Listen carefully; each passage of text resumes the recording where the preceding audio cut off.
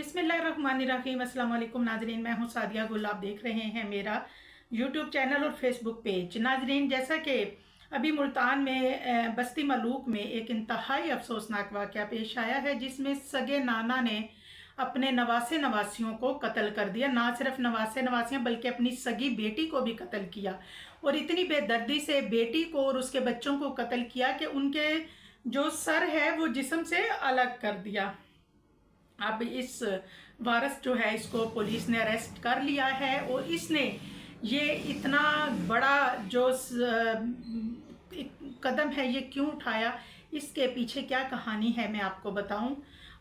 कि नाजरीन, जैसा कि ये जो वारिस है, इसने अपने भाई के घर में अपने दो बच्चों का रिश्ता किया हुआ था। यानी अपने भाई की जो बेटी है वो अपने बेटे के लिए ली हुई थी, और अपनी बेटी भाई के बेटे बूटा से उसका रिश्ता तय किया हुआ था। अब वारिस जो है ये पहले अपने बेटे तारिक की शादी अपने भाई के घर करता है, लेकिन तारिक के यहाँ औलाद नहीं होती।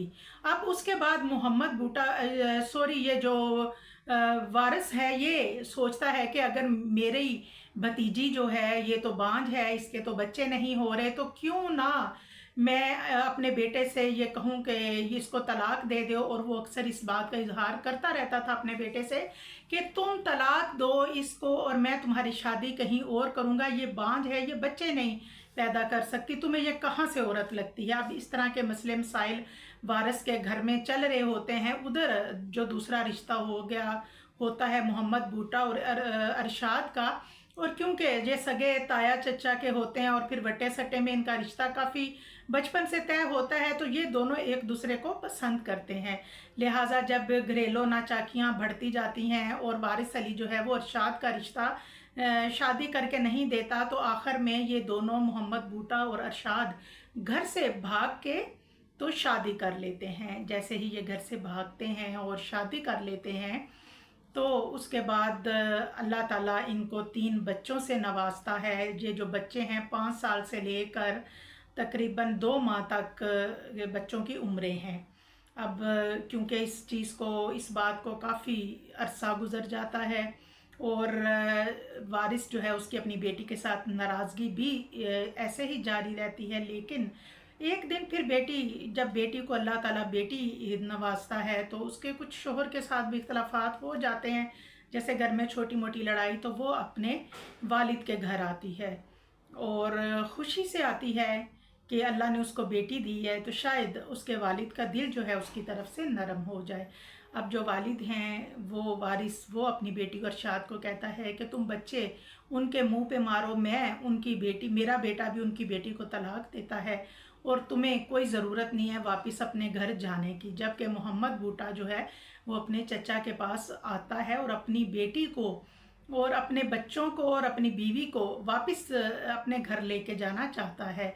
और उसके बाद जो अरशाद है वो भी इस बात पे एग्री हो जाती है। वो अपने वालिद को समझाती भी है कि कोई बात नहीं, अगर मेरे भाई के घर में औलाद नहीं तो ये अल्लाह की तरफ से है, शायद अल्लाह को यही मंजूर हो, और कोई बात नहीं, घर में छोटी मोटी बातें हो जाती हैं और मैं अपने शोहर के घर वापस जाऊंगी। इस पे वारिस जो है वो क्या करता है, बेटी के जाने से पहले वो तीनों नवासे नवासियों को, 2 नवासे और 1 नवासी को कमरे में लेके जाके उनके गले काट देता है। उसके बेटी जो है वो अपने बच्चों की चीखने की आवाज़ें सुन के जैसे ही दरवाज़ा खोल के अंदर जाती है, तो बाप बेटी के बालों से पकड़ता है और उसके गर्दन पे जो है वो तेज़ आले से वार कर देता है। उसके बाद उसकी जो बहू होती है, तारिक की बीवी, वो 15 पे कॉल करती है, लिहाजा पुलिस आती है और इसको अरेस्ट कर देती है।